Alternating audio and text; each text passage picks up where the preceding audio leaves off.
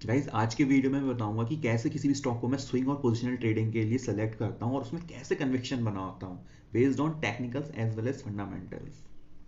Trading में सबसे important है कन्विक्शन बनाना और दूसरा एनालिसिस और थर्ड है रिस्क मैनेजमेंट। रिस्क मैनेजमेंट सबसे इंपॉर्टेंट पार्ट है, आपने स्टॉक को कहाँ पे सेलेक्ट किया है। और फिर चौथा इंपॉर्टेंट साइकोलॉजी। साइकोलॉजी में क्या होता है कि आपने स्टॉक को होल्ड किया है नहीं किया है प्रॉपरली। अगर स्टॉक ऊपर जा रहा है, जैसे यहाँ पे ये स्टॉक है, ये स्टॉक ऊपर जा रहा है तो आपने यहाँ पे एंट्री ली है, तो आप कन्विक्शन के साथ होल्ड करें पूरा, पहले ही ना निकल जाए।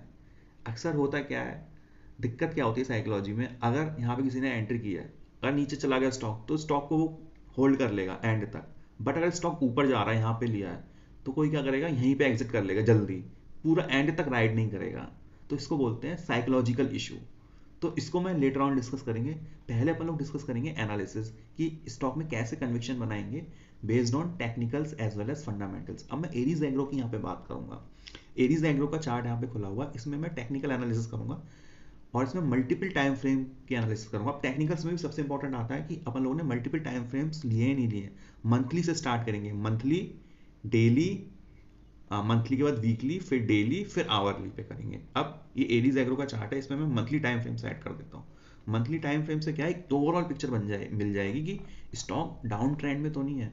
अभी मंथली टाइम फ्रेम पे क्या है, एक बड़ा ब्रेकआउट दे चुका है लास्ट ईयर अप्रैल में। उसके बाद देखो ये इतना कंसोलिडेट किया है स्टॉक ने एक साल तक, उसके बाद फिर से ये ब्रेकआउट देने के बाद दोबारा से यहाँ पे एक और ब्रेकआउट हुआ था इसका, इस रेजिस्टेंस का। यहाँ पे इसने रीटेस्ट किया, रीटेस्ट करने के बाद फाइनल ये जर्नी स्टार्ट कर चुका है। और यहाँ पे देखो तीन कैंडल, मंथली कैंडल, पहली मंथली कैंडल, दूसरी, तीसरी, ये यहाँ पे कंसोलिडेट कर रहा है पिछले 3 मंथ से, और यहाँ पे मूविंग एवरेज के ऊपर चल रहा है स्टॉक। दिस इज, तो मंथली चार्ट पे क्लियर है एक बड़ा ब्रेकआउट। ये, इसको एक बड़ा बेस भी बोलेंगे, 2008 से लेके 2023, मतलब 15 साल का एक बड़ा बेस। इस बड़े बेस के बाद स्टॉक ऊपर निकल के जा रहा है और वॉल्यूम्स भी मेरे को अच्छी खासे देखने को मिले हैं। तो ये मंथली टाइम फ्रेम पे तो क्लियर है, अप ट्रेंड में है और प्लस एक बड़ा ब्रेकआउट है। अब मैं वीकली टाइम फ्रेम की बात करता हूँ। वीकली टाइम फ्रेम पे चलते हैं तो इसमें भी क्लियर दिखाई दे रहा है बॉस, अपने सारे एक्सपोनेंशियल मूविंग एवरेज के ऊपर चल रहा है। और यहाँ पे देखो एक ट्रिपल क्रॉस ओवर भी दिखाई दे रहा है, दिस वन। मतलब ये 921 के ऊपर चला गया है, 9 पीरियड एक्सपोनेंशियल मूविंग एवरेज 21 के ऊपर, और 2150 के ऊपर चला गया। और ये दिखाई दे रहा है ये वाला पॉइंट, ये जो सप्लाई पॉइंट है, दिस वन, सबसे इंपॉर्टेंट यही देखने का होता है। इस सप्लाई पॉइंट के नीचे स्टॉक जाता है, अब फिर से ये रीगेन कर लेता है। ये जो अभी ग्रीन कैंडल बनी है इस वीक की, ये सबसे इंपॉर्टेंट क्रूशियल पार्ट है। यहाँ पे एक सप्लाई पॉइंट था, इस सप्लाई पॉइंट के चक्कर में क्या हुआ, इस स्टॉक ने रीटेस्ट कर लिया नीचे की तरफ, ये नीचे चला गया, दो रेड कैंडल बन जाती हैं। उसके बाद फिर से एक ये बुल्स फिर से अटेम्प्ट मारते हैं यहीं से, इसी रेजिस्टेंस से, ये जो सपोर्ट का काम करेगा यहाँ पे, इसको पुल बैक देने के ऊपर जाने के लिए। उसके बाद फिर से एक रेड कैंडल बन जाती है, यहाँ पे थोड़ा च्योज हो रहा है। एक बार पुल बैक आया, फिर से रेड कैंडल बनी, फिर से ग्रीन कैंडल बन गई, बुलिश एंगल्फिंग, वॉल्यूम्स भी ज़्यादा। और यहाँ पे क्या बन रहा है, हैमर बन रहा है। तो यहाँ पे एक मेरे को क्या बन रहा है, दिस इज बॉटम, पहला बॉटम ये रहा, इसको बोलेंगे कप भी बोलेंगे, कप, आइदर कप और बॉटम। और ये क्या बन रहा है, यहाँ पे हैंडल बन रहा है। तो ये क्या हो जाए, कप एंड हैंडल हो जाएगा। और इसका यहाँ पे ब्रेकआउट मेरे को लग रहा है इस पॉइंट पे 400 के आसपास। यहाँ पे वॉल्यूम्स भी मेरे को ज़्यादा देखने को मिल रहे हैं और वीकली चार्ट पे दिखाई दे रहा है ये क्लियर अप ट्रेंड में। देख रहे हो, ये हायर लोज बना रहा है, ये वाला लो, फिर ये लो, ये वाला लो तो आसपास है, और फिर ये वाला लो जो बन रहा है अभी ऊपर बना है, इस लो के यहाँ पे ऊपर बना है, क्योंकि यहाँ पे इंडिकेशन मिल चुका है बुलिश एंगल्फिंग कैंडल का। अब मैं डेली टाइम फ्रेम पे चलूँ तो मेरे को क्या दिखाई दे रहा है, डेली टाइम फ्रेम पे सबसे इंपॉर्टेंट, अब डेली टाइम फ्रेम पे क्या मिला अपन को, एक गैप मिला है। यहाँ पे वॉल्यूम्स ज़्यादा है और यहाँ पे एक गैप मिला है, दिस इज गैप। इसका मतलब क्या है, इसमें किसी ने बाइंग तो की है और गैप अप के बाद यहाँ पे स्टॉक सस्टेन किया हुआ है, दिस वन हेयर। और यहाँ पे देखने को क्या मिला है, यहाँ पे ये ट्रिपल क्रॉस ओवर भी जनरेट हो रहे हैं, दिस वन। ये यहाँ पे क्या हुआ, तो स्टॉक थोड़ा करेक्शन में चला गया था। अब सबसे इंपॉर्टेंट क्या देखेंगे, यहाँ पे स्टॉक अप ट्रेंड में चल रहा था, दिस वन, सारे एक्सपोनेंशियल मूविंग एवरेज के ऊपर। यहाँ पे क्या हुआ, स्टॉक में डाउन, ये अप ट्रेंड ब्रेक हो जाता है तो ये करेक्शन में चला गया स्टॉक। जब ये करेक्शन में जाता है स्टॉक तो यहाँ पे इस वाली रेजिस्टेंस लाइन पे जो सपोर्ट का काम कर रही है, इस पे सपोर्ट लिया है इसने, और यहाँ से ये गैप अप होता है, ये गैप अप होता है, गैप अप होने के बाद ये सस्टेन कर रहा है। अब इसके बाद मैं एक चीज और देखूंगा, यहाँ पे एक ट्रेंड लाइन बनाऊंगा, दिस वन, ये फॉलिंग ट्रेंड लाइन, ये फॉलिंग ट्रेंड लाइन भी ब्रेक हो चुकी है अभी, दिस वन। तो सबसे इंपॉर्टेंट क्या है, वीकली टाइम फ्रेम पे अप ट्रेंड में, मंथली टाइम फ्रेम पे अप ट्रेंड में एक बड़ा ब्रेकआउट हो रहा है मंथली टाइम फ्रेम पे, और डेली टाइम फ्रेम पे ये फॉलिंग चैनल का ब्रेकआउट यहाँ पे, और यहाँ पे क्या है, वॉल्यूम्स मेरे को ज़्यादा है, और यहाँ पे एक गैप बन चुका है, क्लियर मेरे को गैप दिखाई दे रहा है। इस गैप के थ्रू क्या है, यहाँ पे गैप थ्योरी तो पढ़ी होगी आपने कि अगर गैप क्रिएट होता है तो उसके बाद स्टॉक एक अच्छे मूव की तैयारी करता है गैप के बाद, क्योंकि गैप से क्या होता है, कुछ ना कुछ फंडामेंटल इसमें ट्रिगर छिपा हुआ है इस गैप में। यहाँ पे वॉल्यूम्स भी मेरे को बहुत ज़्यादा देखने को मिले हैं। तो अब इसके बाद डेली टाइम फ्रेम पे हो गया, अब मैं डेली टाइम फ्रेम के बाद कहाँ पे चलते हैं, आवरली टाइम फ्रेम पे। अब आवरली टाइम फ्रेम पे मेरे को क्लियर दिखाई दे रहा है एक contraction pattern with rounding bottom, यहाँ पे ये कॉन्ट्रैक्शन दिखाई दे रहा है और राउंडिंग बॉटम भी, यहाँ पे ग्रीन कैंडल दिखाई दे रही है, यहाँ पे डिमांड नोट कर रही है इस इन मूविंग एवरेज के पास, यहाँ पे ये बेस मैंने बना दिया तो और क्लियर दिखाई दे रहा है, ये गैप अप और ये बड़ा बेस। यहाँ पे वॉल्यूम्स ये देखो, गैप अप वाली कैंडल में कितने ज़्यादा वॉल्यूम्स हैं। उसके बाद फिर से रीटेस्ट किया, यहाँ पे रीटेस्ट करने के बाद इसी जोन से यहाँ पे जहाँ पे गैप अप हुआ था यहाँ से ऊपर जा रहा है स्टॉक, वॉल्यूम्स कितने ज़्यादा है, यहाँ पे वॉल्यूम्स भी ज़्यादा आ रहे हैं। यहाँ पे ये जो दो कैंडल है ये इंपॉर्टेंट है, ये आवली चार्ट पे भी देखेंगे क्रॉस ओवर जनरेट हो चुका है, सारे मूविंग एवरेज के ऊपर स्टॉक है, ये फॉलिंग ट्रेंड लाइन का ब्रेकआउट। सो आवली चार्ट पे भी एनालिसिस क्लियर है। अब सबसे इंपॉर्टेंट पार्ट होता है रिस्क मैनेजमेंट। रिस्क मैनेजमेंट में क्या होता है कि अपन लोगों ने स्टॉप लॉस सही तरीके से यूज करेंगे, स्टॉप लॉस प्रॉपरली प्लेस करेंगे, और रिस्क रिवॉर्ड रेशियो अच्छा होना चाहिए। यहाँ पे अपन को मेरे को रिस्क रिवॉर्ड रेशियो बहुत अच्छा दिखाई दे रहा है, क्योंकि स्टॉक यहाँ पे क्रूशियल अपने पिवट पॉइंट पे, इसको पिवट पॉइंट बोलेंगे जहां से गैप अप हुआ है। तो सिंपल है, यहाँ पे स्टॉप लॉस क्या हो जाएगा, इसके नीचे हो जाएगा, इस वाली जोन के नीचे, ये जो गैप जोन दिखाई दे रही है इस वाले पॉइंट के नीचे, यहाँ पे 382 के नीचे, 380 के आसपास स्टॉप लॉस हो जाएगा। अगर मैं फिर से डेली टाइम फ्रेम पे चलूँ तो स्टॉप लॉस क्या हो जाएगा और क्लियर समझ में आएगा।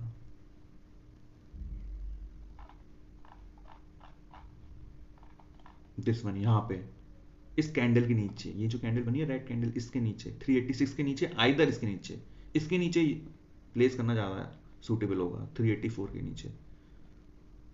और मेरे को रिवॉर्ड मेरे को अच्छा खासा दिखाई दे रहा है ऊपर की तरफ अब कोई रेजिस्टेंस नहीं बचा। ये जो सबसे इंपॉर्टेंट क्या देखेंगे, सप्लाई पॉइंट यहाँ से चला आ रहा है, सप्लाई पॉइंट, ये सप्लाई पॉइंट अब ब्रेक हो चुका।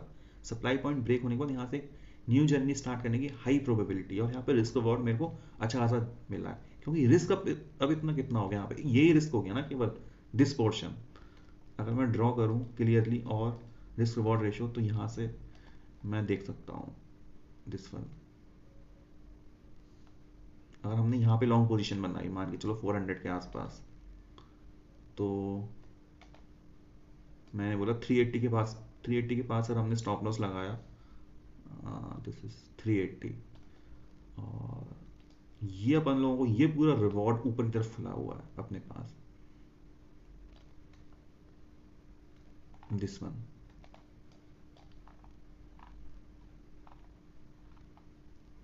ये तो स्विंग ट्रेडिंग के लिए है, इतना रिस्क इतना रिवॉर्ड, उसके बाद स्टॉक ऊपर भी जा सकता है इस लाइफ टाइम हाई को ब्रेक करके, क्योंकि स्टॉक क्या है, वीकली चार्ट पे अप ट्रेंड में है और इसके फंडामेंटल्स भी मेरे को अच्छे दिखाई दे रहे हैं, दिस वन।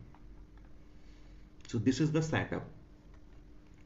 आवली टाइम फ्रेम पे देख लेते हैं फिर से, आवली टाइम फ्रेम पे साफ दिखाई दे रहा है, यहाँ पे राउंडिंग बॉटम, ये अपना रिस्क हो गया, और ये रिवॉर्ड मेरे को दिखाई दे रहा है। अगर मैं फंडामेंटल्स की बात करूँ, फंडामेंटल्स पे भी कंफर्म कर लेते हैं, स्टॉक का पी क्या रेशियो 14 है, अंडर वैल्यूड दिखाई दे रहा है, बट उसके लिए हम लोग कंफर्म करेंगे कि अंडर वैल्यूड है, इसके बाद इसकी ग्रोथ में कमी तो नहीं है कहीं। कभी कभी क्या होता है, स्टॉक अंडर वैल्यूड होता है based on P ratio, but उसमें क्या होता है, अंडर वैल्यूड इसलिए होता है क्योंकि उसमें सेल्स में ग्रोथ नहीं आ रही होती है, और वो अंडर वैल्यूड का अंडर वैल्यूड रह जाता है और स्टॉक में मूव नहीं आता। अगर मैं सेल्स में चलता हूँ तो सेल्स में जी हाँ मेरे को इसमें ग्रोथ दिखाई दी है, 432 से 472, फिर 516, ये सबसे इंपॉर्टेंट है, 516 से 622, 18% की ग्रोथ देखने को मिली है लास्ट ईयर। और यहाँ पे क्या है, यहाँ पे उतनी ग्रोथ नहीं है, इसलिए स्टॉक फंसा हुआ था, ये देख लो 472 से 516, हार्डली 10% की ग्रोथ है। अब यहाँ पे जो इस क्वार्टर है, इस ईयर मेरे को 20% के आसपास की ग्रोथ देखने को मिली है। तो यही रीज़न है स्टॉक ब्रेकआउट दे रहा है। यही रीज़न है, बार बार स्टॉक ऊपर जाने की कोशिश कर रहा है। देख रहे हो यहाँ पे ऊपर गया, फिर से थोड़ा सा रिट्रेस किया, अब यहाँ से फिर से जर्नी स्टार्ट कर रहा है।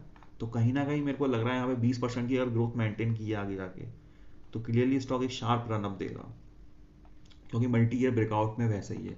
और फंडामेंटल्स देखें इसके तो कंपाउंडेड प्रॉफिट ग्रोथ, ये सबसे इंपॉर्टेंट है। अभी जो इसने प्रॉफिट ग्रोथ करना स्टार्ट किया पिछले 3 ईयर में, और ट्रेलिंग 12 मंथ में 68%, और 10 ईयर में अगर हम पिछले 10 ईयर्स की कंपाउंडेड प्रॉफिट ग्रोथ देखें तो 7% है केवल। तभी स्टॉक इतने सालों से फंसा हुआ है। मंथली चार्ट पे दिखाई दे रहा है, ये मंथली चार्ट पे क्यों फंसा हुआ है, एक मल्टी बैगर क्यों नहीं हुआ ये स्टॉक? मल्टी बैगर इसलिए नहीं हुआ, सिंपल यही रीजन है, 10 ईयर्स की इसकी कंपाउंडेड प्रॉफिट ग्रोथ केवल 7% है। और अभी के जो रिसेंट में इसने कंपाउंडेड प्रॉफिट ग्रोथ में अच्छा खासा मेरे को इंक्रीमेंट देखने को मिला, उसकी वजह से ये स्टॉक एक शार्प मूव देने की तैयारी कर रहा है। अगर ये इस ग्रोथ को मेंटेन करता है तो इसमें अच्छा खासा मेरे को मूव मिलेगा आगे, क्योंकि इसकी क्या होगी, इस स्टॉक की री रेटिंग होगी। अंडर वैल्यूड स्टॉक है, ग्रोथ इसकी कम थी पिछले 15 सालों में, एकदम से इसने ग्रोथ कंटिन्यूसली डिलीवर स्टार्ट कर दी, तो इसमें क्या हो जाएगी, मैसिव री रेटिंग के चांसेस मेरे को दिखाई दे रहे हैं। और नेट प्रॉफिट देखो यहाँ पे कंटिन्यूसली इंक्रीज करता जा रहा है, 12, 16, 18, 33, 36, ये सबसे इंपॉर्टेंट देखने का है। बुक वैल्यू भी देख लेता हूँ। Book value 222, 2 times approx trade कर रहा है बुक वैल्यू के। करंट प्राइस 400 है। अगर मैं इसको कंपैरिजन ROE ROC देख लेते हैं, 18-12%, क्योंकि फर्टिलाइजर स्पेस में ROE ROE इतना ही होता है, ROE and ROC। Price to sale सबसे इंपॉर्टेंट, 0.8, काफ़ी अंडर वैल्यूड दिखाई दे रहा है प्राइस टू सेल्स मेरे को। उसके बाद अगर मैं कंपैरिजन करूं पीयर से, तो ये देखो, based on current market price to book value काफ़ी अंडर वैल्यूड दिखाई दे रहा है इन सब के कंपैरिजन में। फैक्ट, चंबल फर्टिलाइजर, पैरादीप फॉस्फेट्स एंड आरसीएफ और एरीज एग्रो लगभग सेम सिमिलर लग रहे हैं बुक वैल्यू के बेसिस पे।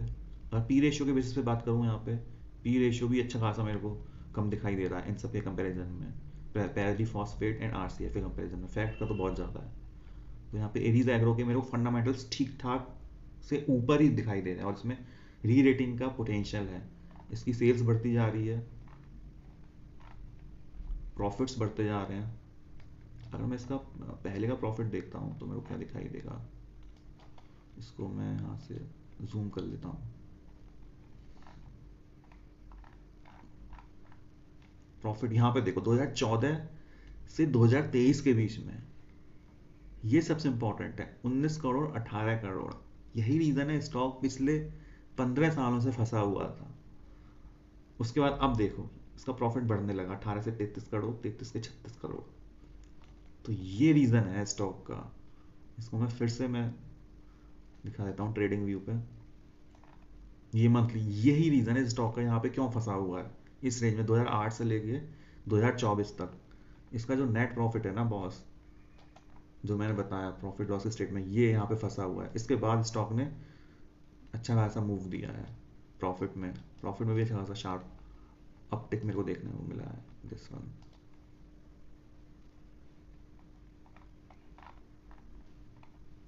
16 से 36 करोड़।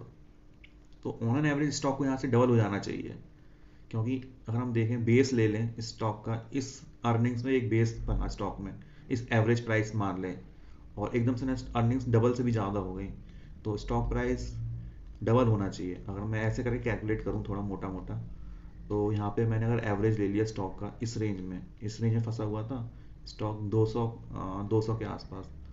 अगर मैंने एवरेज ले लिया, डबल कर लिया इसको, तो 400 के आसपास बनता है। और अगर आगे की, अगर मैंने देखा अगर आगे अर्निंग्स में ग्रोथ आएगी और ज़्यादा, तो ये स्टॉक यहाँ से री रेट करके ऊपर जाने के काफ़ी ज़्यादा चांसेस दिखाई दे रहे हैं मेरे को। तो ये ऐसे हम फंडामेंटल एंड टेक्निकली एनालाइज करेंगे स्टॉक को। सो गाइस, अगर ये वीडियो पसंद आया तो please hit the like button and subscribe to my channel the fundamental. इसमें मैं रेगुलर वीडियोस पोस्ट करता रहता हूँ regarding stock market and trading. Thank you.